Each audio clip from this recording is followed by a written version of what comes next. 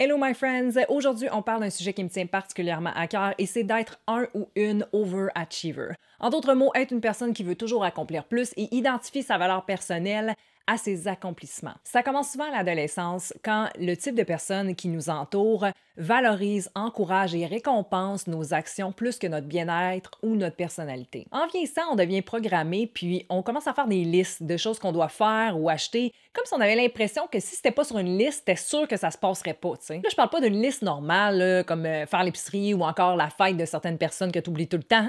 Non.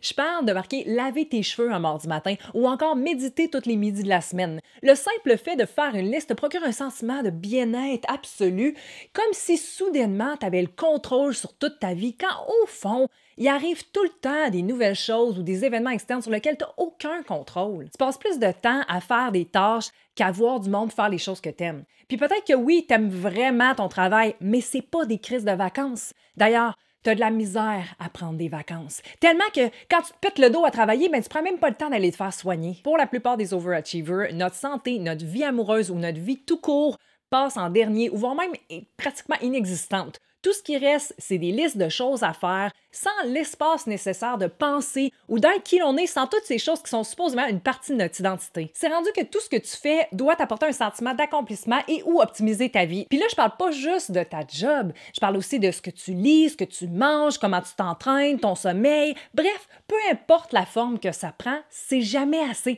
Tu sais, même quand tu as un moment relax, ben, tu trouves le moyen de scroller ton sel en te demandant ce que tu préfères de plus pendant que la TV joue et tu as des biscuits au four. Tu es probablement extrêmement dur envers toi-même. Tu sens que tu peux pas juste exister. Tu es en compétition constamment avec toi-même. Puis même quand tu accomplis quelque chose, ben, tu n'es jamais satisfait pleinement ou du moins pas pour longtemps.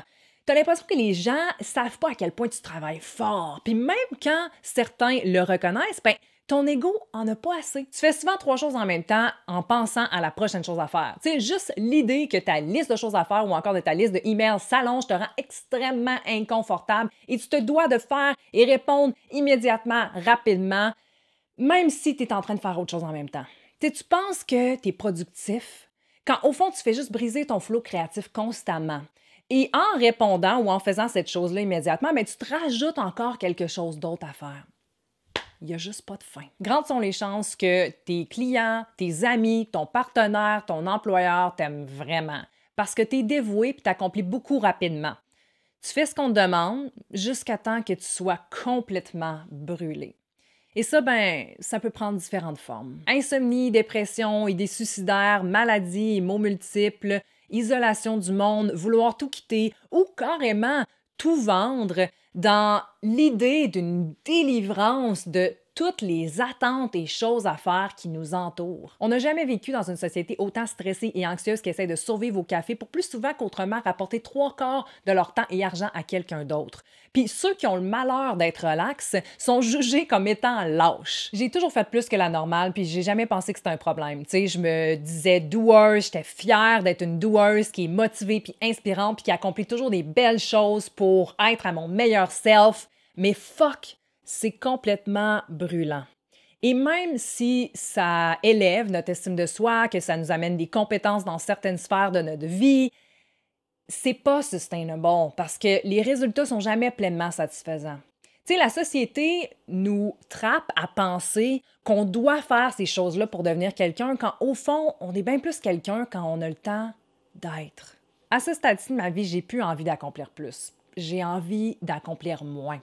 J'ai envie de savourer la vie, d'avoir du fun, de connecter davantage avec les gens et choses que j'aime. Mon rêve, ultimement, c'est de ne plus avoir de liste. C'est de me réveiller et d'y aller selon les besoins et sentiments du moment, sans pour autant m'ajouter des tâches à chaque petit vide que j'ai dans mon horaire. Attention, là, je suis pas en train de dire qu'il faut tout laisser nos jobs et se ramasser dans une commune à chanter Kumbaya. Là, on a des factures à payer, on a des diplômes à aller chercher qui nous permettent d'avancer, puis on a un permis de conduire à passer si jamais on veut crisser notre camp de notre vie stressée puis s'acheter un camper van. Puis pour certains, il y en a qui aiment leur job ou leur travail en ce moment. Mais si tu te reconnais dans ce que je dis et que tu t'identifies à être un ou une overachiever, ben c'est peut-être le temps de ralentir puis de s'asseoir avec ce feeling de rien faire. Tu sais, se questionner, à savoir qui on est, puis qu'est-ce qui nous fait sentir bien sans les accomplissements. C'est facile à dire, là, mais comment on fait pour reprogrammer son cerveau à se sentir bien en faisant moins? Personnellement, mon besoin d'accomplissement est tellement ancré encore aujourd'hui que des fois, la seule chose qui m'aide à décrocher, c'est de prendre un jujube de cannabis en mi-journée. Puis le but, c'est pas de remplacer mon addiction du doing par une addiction au cannabis. Tu sais, j'en prends vraiment pas souvent, je me sens pas du tout addict, mais ça m'aide à dédramatiser, à décrocher, à être plus heureuse, à juste dessiner, à juste être. Bien sûr, c'est pas les seules choses qui m'aident, puis c'est pas les seules choses qui peuvent aider à décrocher, puis à pas juste faire tout le temps des tâches. Donc, voici d'autres exemples pour vous qui m'aident aussi au quotidien et à chaque semaine et à chaque mois de ma vie de doueuse. Être conscient du problème et vouloir changer. Pas mal la première étape. Se récompenser quand on fait rien au lieu de se crisser une claque mentale. Méditer et revenir au présent. C'est ce qui nous aide à se rappeler qui l'on est et ce qui est important pour nous. Prendre des pauses régulièrement. Cuisiner, dessiner, aller prendre une marche, voir les gens qu'on aime.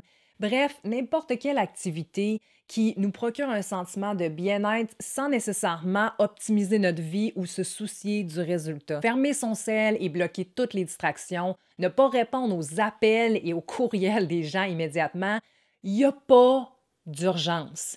Puis, il n'y a souvent rien de ça qui est important. Juste me rappeler de ça dans un moment de rush de ma dramatisation de Doing Girl me délivre d'un poids et me permet même de rire de la plupart des situations dans lesquelles je me trouve. Se réserver des moments dans la semaine dédiés à soi. Ça va de soi. Se questionner sur la raison qui nous pousse toujours à vouloir en faire plus. Elle vient d'où l'obsession? Puis qu'est-ce que ça nous apporte qu'on pense ne pas avoir? C'est quoi l'importance de faire toutes ces tâches-là, aussi infimes soient-elles? À quoi tu as envie de dire non? Est-ce que tu es capable d'alléger ton horaire, d'arrêter de t'imposer certaines choses pour toujours ou du moins pour un moment? De quoi tu as vraiment besoin en ce moment? Tu as juste une vie. Ce serait vraiment plate de passer à côté. C'était Émilie Brousseau, j'espère que vous avez aimé. Si c'est le cas, n'oubliez pas de me le faire savoir en likant, partageant, commentant et vous abonnant, bien sûr. Pour ceux que ça intéresse, j'ai 2 workshops en ligne présentement sur mon site web. Un workshop pour te libérer des choses qui t'emprisonnent dans ta vie, comme faire tout le temps plus d'affaires, puis de ne pas savoir de où ça vient, qui viennent vraiment chercher nos croyances puis nos besoins réels. Donc, si ça t'intéresse, je laisse les liens dans la description. Le deuxième workshop, lui, est plus pour les célibataires, donc c'est pas vraiment en rapport avec le doing, quoique tu pourrais vraiment vouloir dater éventuellement si tu arrêtes de toujours faire trop d'affaires. Merci infiniment de faire partie de cette belle communauté. Je vous le dirai jamais assez, de m'écouter semaine après semaine, d'interagir entre vous et avec moi. J'adore vous répondre, aussi vous lire. I'm so grateful to have you guys. I'll see you soon, I hope. Namaste! Hello my friends! Aujourd'hui, on parle d'un sujet qui me tient particulièrement à cœur et c'est Voyons. Ça commence... Voyons, c'est quoi ça? C'est quoi cet accent-là? Ça commence... Ça commence bien! Puis répondre rajoute aussi une autre tâche. Tu fais souvent 3 choses en même temps en pensant à la prochaine chose à faire. Tu sais, juste l'idée de ta liste de emails ou encore de ta chose... J'ai l'œil qui saute tout seul, c'est vraiment tannant. Ben oui, obviously, I'm an overachiever. Même mon œil achieve too much.